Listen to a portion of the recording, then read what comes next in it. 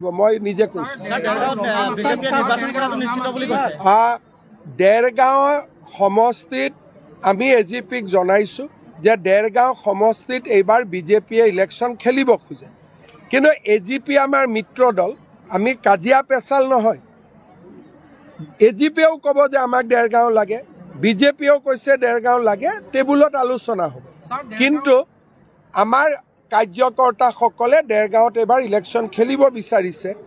আৰু যোৱাবাৰ যেতিয়া দেৰগাঁও তিয়ক আমগুৰি আমি এজিপিক দিছিলোঁ, মই আলোচনাত মাতিছিলোঁ আৰু তেওঁলোকক মই সৰুকৈ প্ৰতিশ্ৰুতিও দিছিলোঁ যে ঠিক আছে, অহাবাৰ আমি তোমালোকৰ দাবীটো চাম।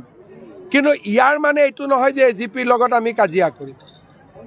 এজিপিৰ লগত কাজিয়া নোহোৱাকৈ এটা মিত্ৰতা আৰু বন্ধুত্বৰ বান্ধেৰেহে কামবিলাক হ'ব, কাজিয়া পেচাল কৰি নহয়। আৰু যোৱাকালিও মই আমাৰ পাৰ্টি অফিচত মানুহ আহোঁতে মই কৈছোঁ যে বিজেপিত চিঞৰ বাখৰ কৰি টিকেট নহয়, এটা শান্ত সুস্থিৰ পৰিৱেশৰ মাজত আমি আলোচনা কৰি আমি টিকট দিম। কাৰণ বিজেপিৰ কাৰণে পাৰ্টি ইম্পৰ্টেণ্ট নহয়, অসম ইম্পৰ্টেণ্ট। অসমৰ কাৰণে আমি ৰাজনীতি কৰি আছোঁ। আপুনি বহুত দূৰ আগুৱাই গ'ল। ইমান দূৰলৈকে মই মুখ্যমন্ত্ৰী হিচাপে আগবাঢ়ি যোৱা নাই। মই কৈছোঁ যে দেৰগাঁওটো আমিও বিচাৰিছোঁ, এজিপিও বিচাৰিছে, আমাৰ টেবুলত আলোচনা হ'ব। এতিয়া আপুনি নেক্সট পৰ্যায়ত গুচি গ'ল। মোৰ মূৰটো ইমান চোকা নহয়, মই অলপ গাধা মানুহ।